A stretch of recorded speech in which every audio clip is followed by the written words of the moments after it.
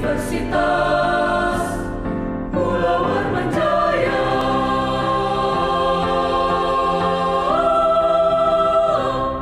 Jaya. Assalamualaikum warahmatullahi wabarakatuh. Perkenalkan, saya Popile Erwinta. Saya adalah dosen program studi Sarjana Hukum Universitas Mula Warman Samarinda. Di minat studi Hukum Tata Negara, salah satu mata kuliah yang saya ajarkan adalah Hukum Tata Negara. Pada hari ini saya akan menjelaskan tentang teknik pengajaran saya dengan menggunakan metode DIA. DIA adalah Delivery, Instruction, dan Assessment pada mata kuliah Hukum Tata Negara yang berbobot 4 SKS. Sebelum menjelaskan lebih lanjut mengenai teknik pengajaran, saya terlebih dahulu akan menjelaskan deskripsi singkat luaran yang diharapkan dan model pembelajaran pada kuliah di Hukum Tata Negara. Hukum Tata Negara ini merupakan mata kuliah yang bertujuan agar mahasiswa mampu berpikir atraktif sehingga didapatkan pemahaman secara komprehensif mengenai pentingnya manfaat mempelajari hukum tata negara. Dalam rangka mengajarkan mahasiswa agar menguasai, mengembangkan, dan memahami ilmu hukum tata negara,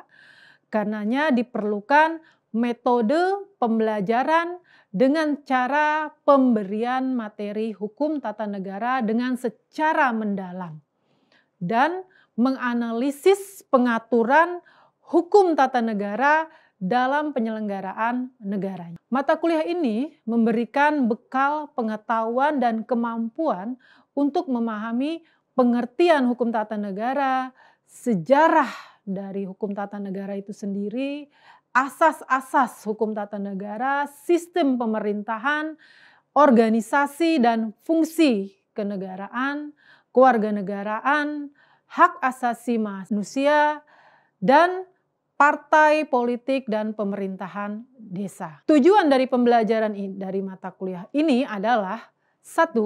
Mahasiswa mampu memahami dan menerapkan pemikiran yang logis, kritis, sistematis, dan inovatif dalam konteks pengembangan atau implementasi ilmu pengetahuan dan teknologi yang memperhatikan dan menerapkan nilai humanioranya dalam hukum tata negara. Yang kedua adalah mahasiswa mampu mengkaji, mengimplikasi pengembangan atau implementasi dalam hukum tata negara. Yang ketiga, mahasiswa mampu menjelaskan ruang lingkup hukum tata negara dalam sumber-sumber hukum tata negara. Yang keempat adalah mahasiswa mampu menjelaskan sistem pemerintahan.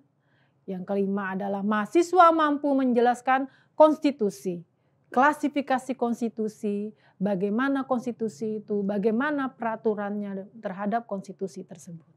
Yang keenam adalah mahasiswa mampu menjelaskan hak asasi manusia. Karena hukum tata negara juga berkaitan dengan hak-hak asasi manusia. Yang ketujuh adalah mahasiswa mampu menjelaskan tentang kewarganegaraan karena berkaitan dengan hak warga negara. Setelah kita tahu gambaran singkat dari mata kuliah hukum tata negara yang saya ampu, selanjutnya saya akan menjelaskan bagaimana teknik pengajaran saya dengan menggunakan metode yang pertama adalah delivery. Delivery ini saya akan menyampaikan perkuliahan kepada mahasiswa bagaimana strategi yang saya gunakan dalam menyampaikan perkuliahan. Yang pertama adalah dengan penyampaian saya dengan menggunakan teori-teori dari berbagai sumber referensi, buku, peraturan perundang-undangan, dan sumber tertulis lainnya yang berhubungan dengan hukum tata negara. Saya menggunakan teknik paper-based learning yang kedua. Ini adalah teknik saya yang kedua setelah penyampaian di kelas setiap 2 minggu saya meminta kepada mahasiswa untuk menyelesaikan sebuah materi kasus yang sangat sederhana yang saya akan berikan kepada mahasiswa. Biasanya isu-isu yang saya berikan ini adalah berhubungan dengan isu-isu yang terbaru, ya, yang berhubungan dengan materi hukum tata negara yang saya bahas dengan mahasiswa dengan membuat suatu laporan. Namun untuk presentasinya itu akan saya ajak secara individu. Dengan cara ini saya akan efektif karena membuat mahasiswa dipaksa untuk menjadi lebih mempersiapkan dirinya. Karena setiap orang itu memiliki kemungkinan yang sama untuk maju presentasi setiap minggunya. Teknik yang kedua itu adalah instruction. Nah, instruction ini bagaimana saya berinteraksi dengan mahasiswa dalam perkuliahan saya. Ada beberapa saluran komunikasi yang saya gunakan di dalam kelas karena pada saat ini masih pembelajaran menggunakan daring. Saya selalu mengoreksi mahasiswa untuk berpartisipasi aktif, untuk bertanya dan mengemukakan isu-isu di kelas agar proses belajar mengajar berjalan komunikatif dengan dua arah. Yang kedua adalah saya menggunakan media MOOCs dalam instruction ini.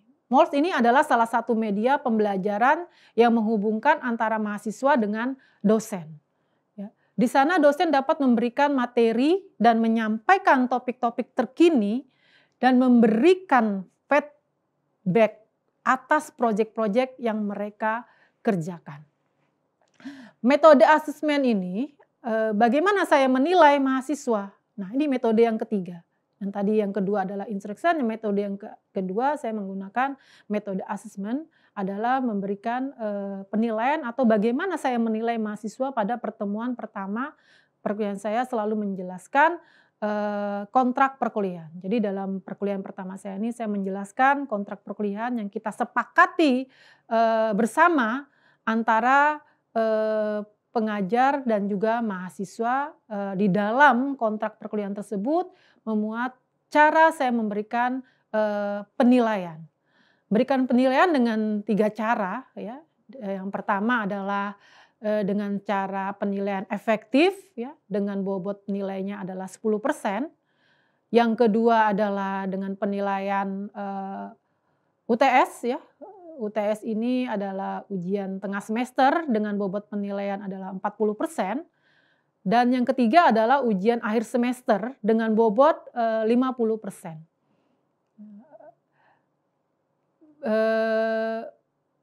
Inilah yang akan saya sampaikan, demikianlah penyampaian mengenai pembelajaran saya ini. Kemudian akan saya lanjutkan ke sesi berikutnya adalah penyampaian mata kuliah di dalam metode pembelajaran ini dalam materi hukum tata negara. Ibu akan menjelaskan kembali pertemuan-pertemuan kemarin. Oke, Ibu tampilkan screen ya. Semoga kalian tidak bosan dengan Ibu. Oke, mohon maaf sehat semua ya. Sehat Ibu. Alhamdulillah. Oke. Saya akan menyampaikan materi mengenai hukum tata negara. Saya adalah dosen dari hukum tata negara atas nama Popile Erwinta SMA.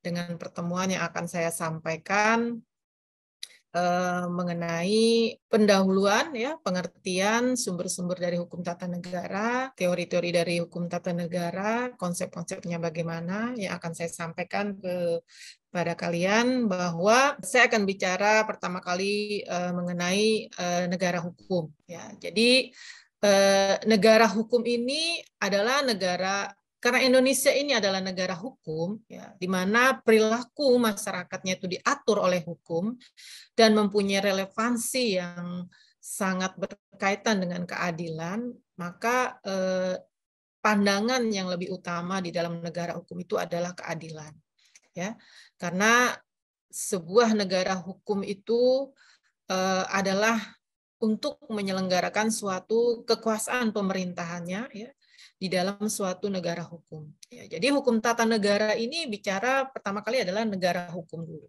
Apa itu sebenarnya negara hukum? Karena di Indonesia adalah negara hukum, maka saya mencontohkan adalah Indonesia. Karena perilaku masyarakatnya itu diatur oleh hukum. pola tingkah laku kehidupan sehari-harinya adalah diukur dengan hukum. Nah, negara hukum itu sendiri tercantum di dalam pasal 1 ayat 3 Undang-Undang Dasar 45 ya, bisa kalian lihat nanti bagaimana di pasal 1 ayat 3 Undang-Undang Dasar 45 itu bahwa negara hukum itu adalah sebuah negara ya di mana di dalam penyelenggaraannya itu harus didasarkan kepada hukum. Ya. Nah, Indonesia sendiri itu adalah negara hukum. Ya, sehingga sanksi ya, apabila masyarakat itu melanggar atau melanggar peraturan-peraturan yang diatur oleh hukum, maka ada sanksinya. Ya. Ini relevansinya seperti itu. Kemudian adalah bicara tentang hukum tata negara, ada istilahnya. Nah, untuk di hukum tata negara ini, karena negara kita adalah negara hukum dan hukum itunya adalah pertama kali adalah hukum tunduk pada hukum melihat dari hukum Belanda. Ya. Nah, di sini ada beberapa istilah ya yang berkaitan dengan hukum tata negara itu sendiri ya. Dalam bahasa Inggrisnya adalah constitutional law ya. Dalam bahasa Belandanya adalah Staatsrecht. Prancisnya droit konstitusional ya. Jermannya adalah Verfassungsrecht ya. Nah, ini adalah istilah-istilah di dalam hukum tata negara. Kemudian nah ini istilah hukum tata negara ya. Nah, di Belanda ya, kemudian di Prancis, di Jerman ya, dan dalam bahasa Indonesia itu sendiri. Nah, di dalam pengertiannya bahwa hukum tata negara itu dikembangkan di beberapa negara dan peristilahnya itu berbeda-beda. Di mana hukum tata negara itu pada dasarnya adalah hukum yang mengatur kekuasaan suatu negara beserta aspek yang berkaitan dengan organisasi sehubungan dengan dalam lingkungan ketatanegaraan. Nah, kalau di Belanda itu berkatakan dalam istilah hukumnya adalah Staatsrecht ya. Staatsrecht inilah ya yang dibagi menjadi dalam arti yang luas dan dalam arti yang sempit. Nah, Staatsrecht ini ya, dalam hukum negara ini adalah merupakan hukum tata negara di mana hukum tata negara ini yang dapat membedakan antara hukum tata negara dari hukum administrasi negara dan hukum tata negara atau hukum tata pemerintahan. Nah, jadi sebenarnya itu kalau administrasi negara sebenarnya dulu itu namanya adalah hukum tata pemerintahan ya. Kemudian diganti menjadi hukum administrasi negara. Nah, sebenarnya antara hukum tata negara dan hukum administrasi negara ini ada keterkaitan. Cuma kalau dalam hukum administrasi negara itu adalah bicara tentang kewenangannya. Ya, tapi kalau hukum tata negara itu bicara tentang negara wilayah. Itu di Belanda adalah Staatsrecht ya. Jadi hukum tata negara itu adalah hukum administrasi negara, merupakan bagian juga dari hukum tata pemerintahan. Dan di Inggris itu dalam hukumnya memakai istilah constitutional law. Nah, penggunaan istilah ini sebenarnya ada alasannya ya. Dalam hukum konstitusi itu lebih menonjol sebenarnya menggunakan konstitusional law. Nah, di Indonesia sendiri itu kita mengenal adanya hukum konstitusi ya. Nah, itu nanti kita ada di perkuliahan setelah ini mengenai hukum konstitusi itu sendiri. Kemudian yang ketiga adalah di Prancis. Nah, di Prancis itu adalah droit konstitusional ya.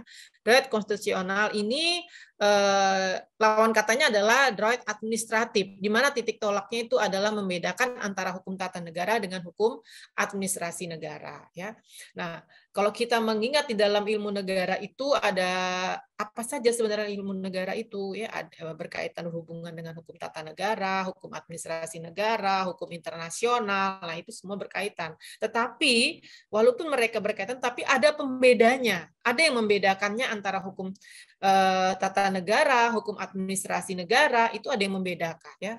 Walaupun dalam berbicara tentang negara, tapi yang membedakannya hukum tata negara adalah bicara tentang kewilayahannya, negara dalam keadaan diam, sedang administrasi negara, negara dalam keadaan. Nah, itu. Jadi di Prancis seperti itu.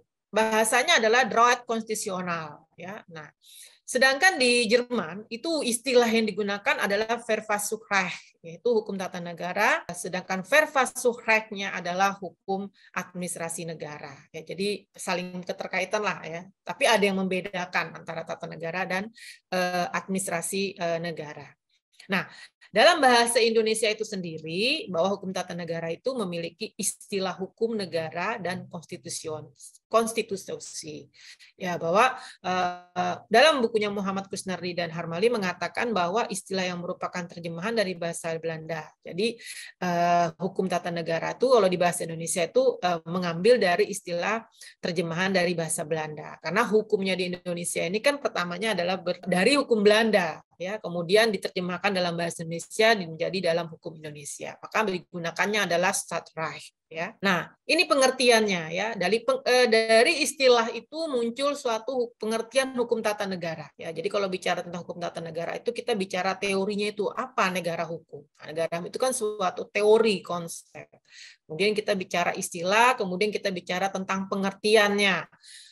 Pengertian dari hukum tata negara ini ada beberapa pendapat, Van Vollenhoven, Scholten, ya, Legomen, Van der Voort. Nah, dari beberapa pengertian yang dikemukakan oleh Van Vollenhoven itu bahwa hukum tata negara itu membicarakan masyarakat hukum dan hukum menurut hierarkisnya yang berkaitan dengan hak dan kewajibannya masing-masing. Jadi sebenarnya kalau Van Vollenhoven itu mengatakan bahwa hukum tata negara itu adalah masyarakat hukum. Jadi dia mengatur yang bicarakan dalam suatu negara harus ada masyarakat hukumnya yang menjadi hak dan kewajibannya tadi. Scholten itu mengatakan bahwa hukum tata negara itu adalah hukum yang mengatur organisasi daripada negaranya. Ya, jadi dalam suatu organisasi negara itu yang mengatur adalah hukum. Itu menurut Scholten. Kemudian Legomen, ya, Legomen ini mengatakan hukum tata negara itu adalah hukum yang mengatur organisasi negaranya. Ya, jadi sama dia seperti Scholten tadi. Ada organisasi negara. Sebenarnya organisasi negara itu suatu perkumpulan. Ya, nah.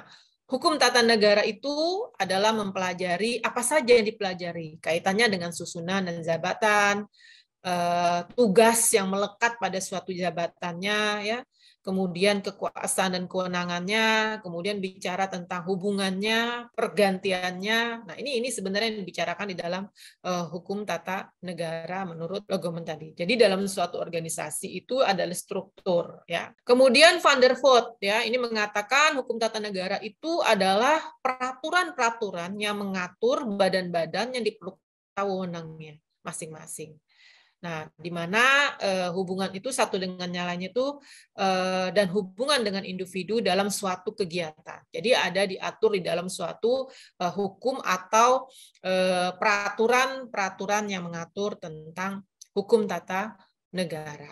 Ya, jadi sebenarnya dari 4 pendapat tadi itu, ya, dari beberapa pendapat dari Scholten, Legomen, ya, Van der Voort, ya, Van Vollenhoven itu mengatakan bahwa hukum tata negara itu adalah merupakan sekumpulan peraturan yang mengatur organisasi daripada negara. Jadi hubungan antar alat pelengkapan negara dalam garis vertikal maupun horizontal, serta kedudukan warga negara dan hak-hak asasinya. Ya, jadi sebenarnya hukum tata negara itu mengaturnya lebih luas berkaitan dengan yang bersifat vertikal, ya, dari atas ke bawah, kemudian bersifat horizontal. Kemudian bicara tentang kewarganegaraan, bicara tentang hak asasinya. Nah, itu sebenarnya yang dilingkup ada di dalam suatu hukum tata negara. Jadi dari beberapa pendapat itu dapat disimpulkan bahwa hukum tata negara itu merupakan sekumpulan peraturan yang mengatur organisasi daripada suatu negara. Ya,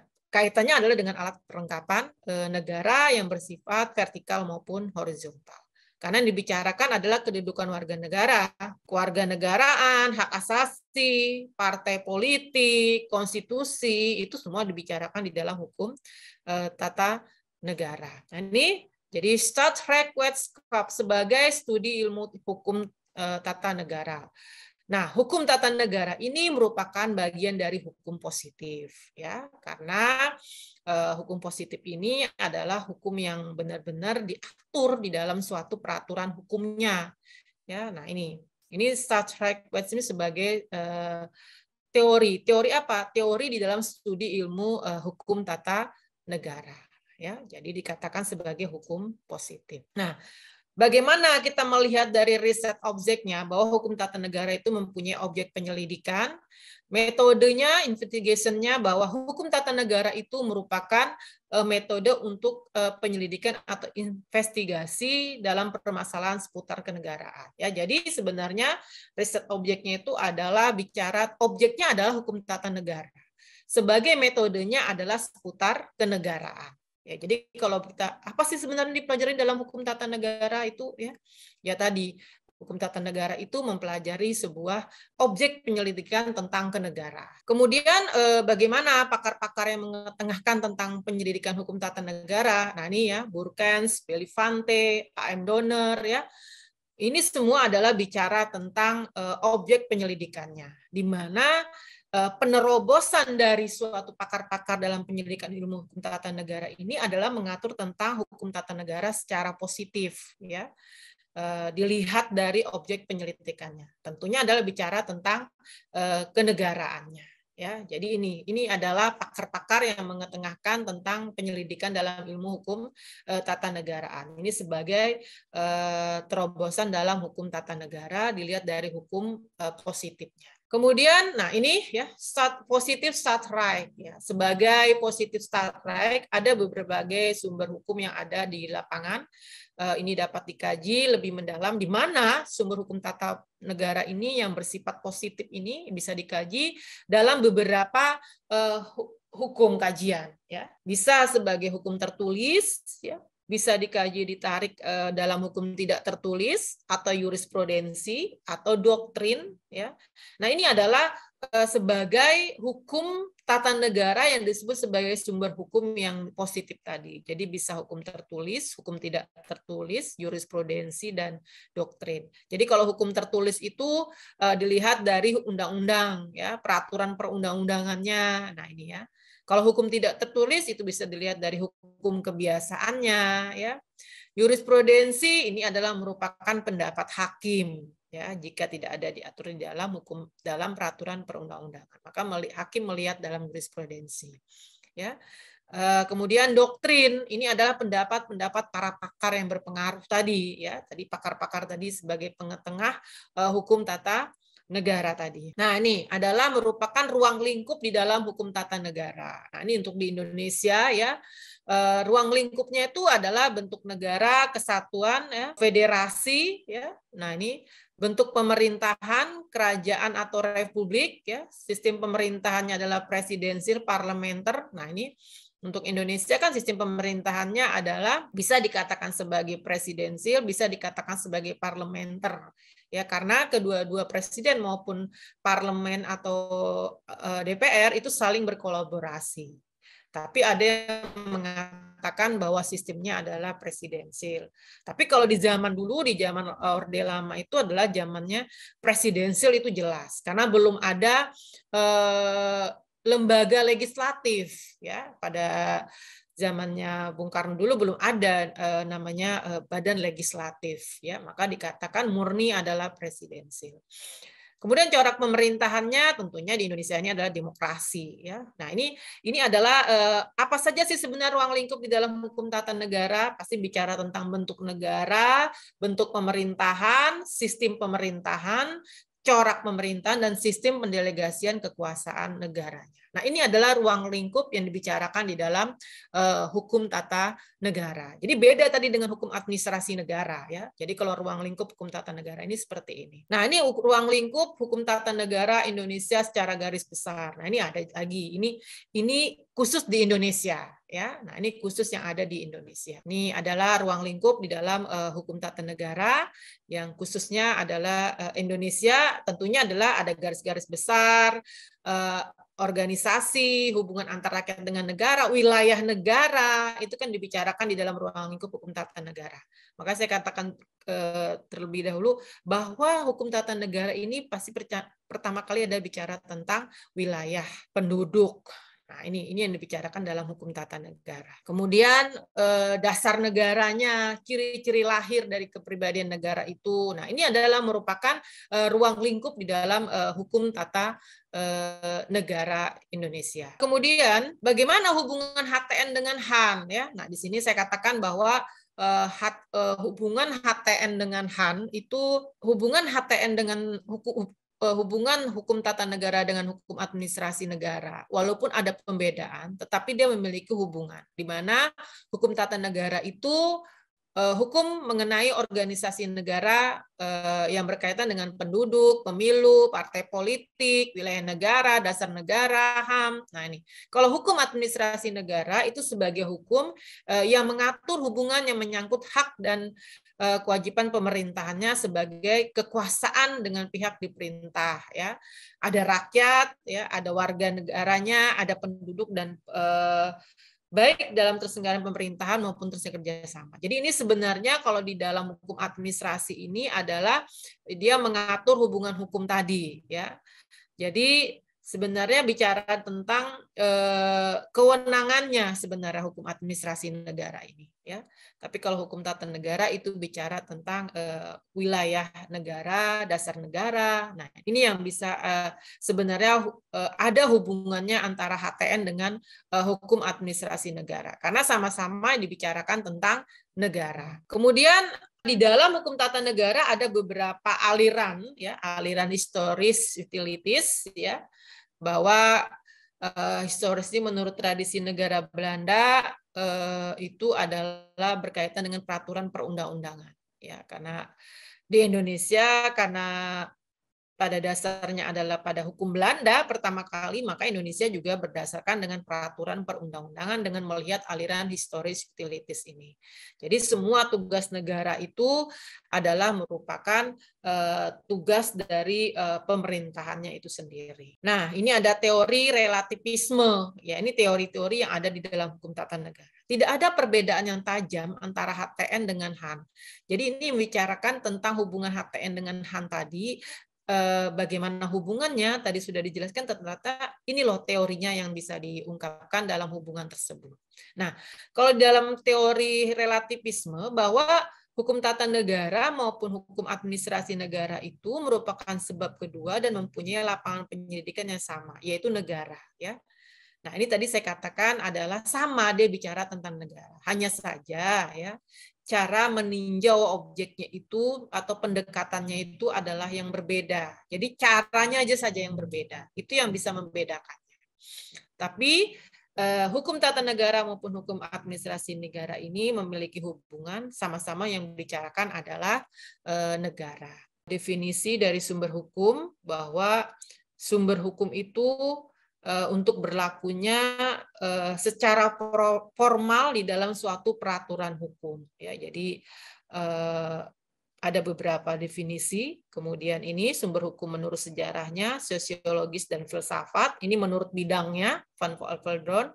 Kemudian sumber hukum sendiri. Nah, kita itu menggunakan adalah sumber hukum ini. Ada formal, ada sumber hukum material, ya. Sumber hukum formalnya sebagai tempat atau sumber dari mana suatu peraturan itu memperoleh kekuasaan hukum.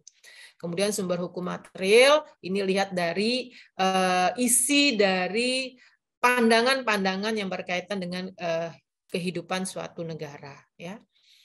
Nah, ini sejarah ketatanegaraan Indonesia, ya. Tadi kita bicara tentang sumber hukum itu di Indonesia ada sumber material, ya. Nah ini kaitannya adalah dengan hukum tata negara. Jadi hukum tata negara itu sumber hukumnya sebenarnya ada secara hukum formil dan secara hukum material. Nah, ada sumber hukum juga untuk hukum tata negara itu yang tadi saya katakan adalah pertama peraturan perundang-undangan, jurisprudensi, doktrin, ya, pendapat para ahli, ya, itu semua juga masuk di dalam jurisprudensi sumber hukum yang ada di Indonesia. Karena Indonesia itu paling utama sumber hukumnya adalah peraturan perundang-undangan.